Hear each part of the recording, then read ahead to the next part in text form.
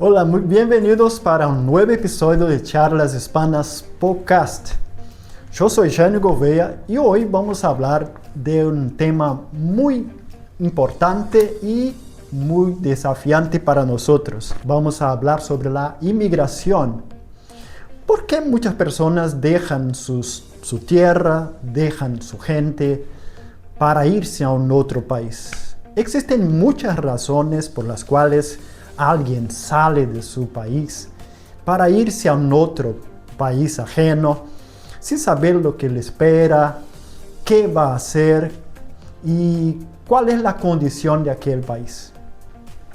Bueno, hoy vamos a hablar justo sobre eso. Y antes quiero presentarles algunos datos que hablan sobre la inmigración. En el mundo, por ejemplo, hay actualmente 271 millones de inmigrantes, según la ONU. Otro detalle es que en el mundo hay 70 millones de desplazados forzados por situaciones de guerra o de conflicto o cuestiones políticas. Otro detalle que aprendí, que escuché, es que en la Segunda Guerra Mundial, por ejemplo, la República Dominicana le dio asilo a judíos que salieron huidos de la Alemania.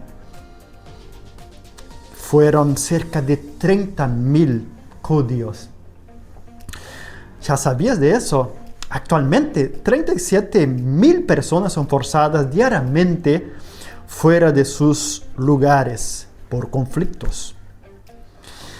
Bueno, ¿qué pueden, por ejemplo, aportar estos inmigrantes a un país que les recibe? Hay unos 10 millones de inmigrantes ilegales en Estados Unidos, ¿ya sabías? Y delante de eso, vamos a intentar como cristianos contestar algunas preguntas que son claves para entender la inmigración dentro de una perspectiva bíblica. Primero, ¿cómo nos orienta las Escrituras, la Biblia, para lidiar con la inmigración como cristianos? Y otro detalle, ¿cuál es el corazón de Dios para el extranjero? ¿Será que a Dios le importan los inmigrantes? Bueno, primero vamos a ver qué dice el Viejo Testamento sobre eso. Vamos a ver el corazón de Dios en el Antiguo Testamento. Algo que necesitamos saberlo es que la inmigración siempre existió. Cuando vemos en Génesis, por ejemplo, Adán y Eva tuvieron que salir del Edén por causa de su pecado.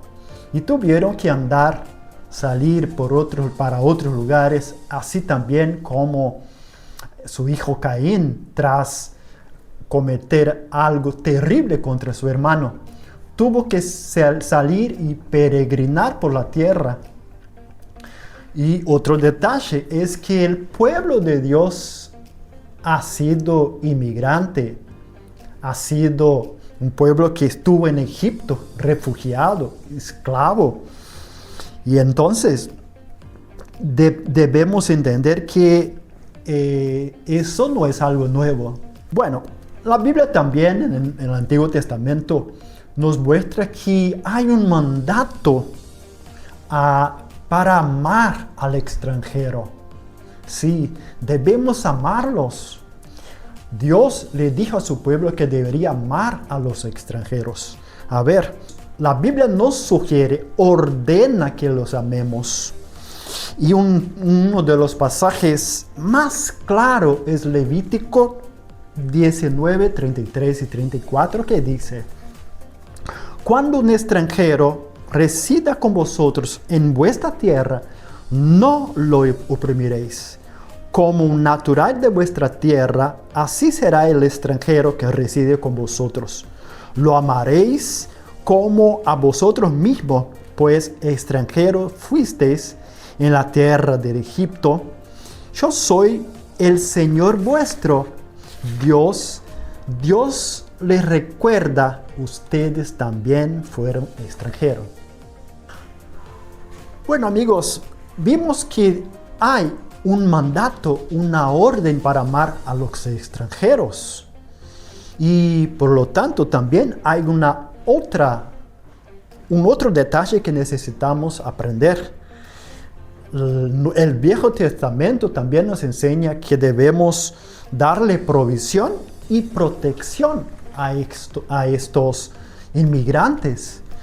Bueno, la ley mosaica garantizaba derechos específicos a los extranjeros. No debían ser explotados. Un texto muy interesante que voy a leer con ustedes ahora es Deuteronomio 24, 17 hasta el 22. Un ratito que voy a agarrar mi Biblia para que leamos juntos. Dice lo siguiente: no le niegues sus derechos al extranjero, ni al huérfano, ni tomes en prenda el manto de la viuda. Recuerda que fuiste esclavo en Egipto y que el Señor tu Dios te sacó de allí. Por eso te ordeno que actúes con justicia. Cuando recojas la cosecha y de tu campo y olvides una gavilla, no vuelvas por ella. Déjala para el extranjero, el huérfano y la viuda. Así el Señor tu Dios bendecirá tu trabajo, todo el trabajo de tus manos. Cuando sacudas tus olivos, no rebusque en las ramas. Las aceitunas que queden, déjalas para el extranjero, el huérfano y la viuda. Como vimos, la ley de Dios protegía a los vulnerables y entre ellos estaba el extranjero también. Y bueno, hay una historia de inclusión muy interesante que quiero hablarles. La Biblia nos muestra. Es la historia de Ruth, que era una moabita y que era una extranjera, por lo tanto, pero fue acogida, demostró su lealtad y se convirtió en una figura central en el linaje del rey David y por lo tanto de Jesucristo. La narrativa bíblica, amigos, es de inclusión y no de exclusión. Bueno, ahora veamos qué nos dice el Nuevo Testamento. Vamos a ver el ejemplo de Cristo en el Nuevo Testamento. El Nuevo Testamento y principalmente la vida, las enseñanzas de Jesús, eleva la comprensión del amor y la acogida. Un detalle, por ejemplo, el propio Jesús ha sido un refugiado. Recuérdense que cuando Jesús era apenas un niño, tuvo que huirse con sus papás por causa de la persecución de Herodes. El texto que habla sobre eso está justo en Mateo 2, 13, 15, que dice: Cuando ya los sabios se habían ido, un ángel del Señor se apareció en sueño a José y le dijo: levántate, toma al niño y a su madre y huye a Egipto. Quédate allí hasta que yo te avise, porque Herodes va a buscar al niño para matarlo. José se levantó, tomó al niño y su madre y salió de noche con ellos camino de Egipto, donde estuvieron hasta que murió Herodes. Esto sucedió para que se cumpliese lo que el Señor había dicho por medio del profeta: de Egipto llamé a mi hijo. Él, Jesús, conoció la realidad de ser un extranjero. Otro ejemplo en la Biblia, en el Nuevo Testamento, es la parábola del buen samaritano. Recuérdense que el héroe de la historia, la persona que ayudó al hombre que estaba quedado a la orilla del camino, era un extranjero también, un samaritano, que era odiado y era rechazado por los judíos. Y ayudó al hombre y incluso pagó lo necesario y además de eso, todo lo que necesitase, él le pagaría a la persona que lo recibió, que lo hospedó. Y esto es un llamado radical a la hospitalidad, amigos, y al servicio. Y bueno, amigos, delante de eso, ¿qué implicaciones prácticas para hoy podemos sacar de todo que vimos sobre la Biblia, sobre el Nuevo y el Viejo Testamento? ¿Qué implicaciones para hoy podemos sacar para nosotros? Primero, debemos superar el miedo. Es natural sentir aprensión. Lógico, desde luego, vivimos días difíciles. Hay personas que son malintencionadas. Hay muchos casos, por ejemplo, Suecia, que muchos hombres, muchos que fueron refugiados allí, estaban maltratando a las mujeres, las estaban acechando, y muchas no podrían irse incluso a comprar algo en un supermercado, que los hombres la estaban acechando. Es algo terrible, debemos pensarlo. Pero también como cristianos necesitamos pensar bíblicamente. Debemos superar el miedo. La Biblia nos desafía a superar el miedo y el amor. El miedo con amor. El prejuicio y la discriminación contra los inmigrantes son totalmente incompatibles con la enseñanza de Jesús.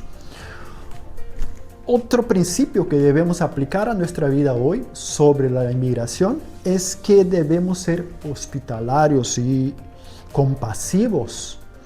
La hospitalidad es un valor bíblico central. Esto significa abrir nuestras puertas, nuestros corazones y nuestras comunidades. ¿Y cómo podemos hacer eso, amigos?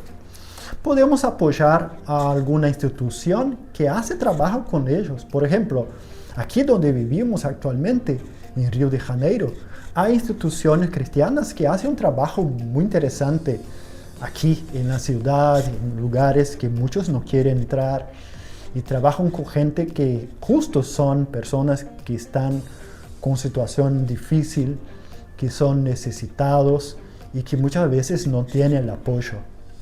Bueno, otra cosa, puedes ayudarlos con ropas, ayudar con, incluso ofreciendo ayuda práctica, como clases de idioma, por ejemplo, puedes enseñarles el idioma, ¿sabes? Puedes enseñarles, puedes simplemente oírlos.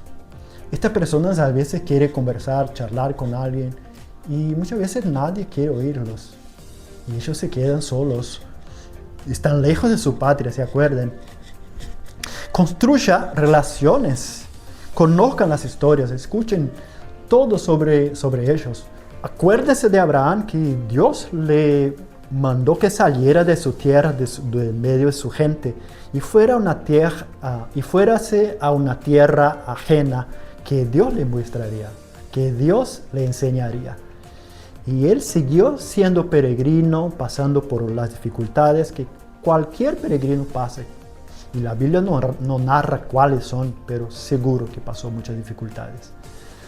Pero se convirtió el padre de una nación muy numerosa, que incluso nosotros somos parte de ella.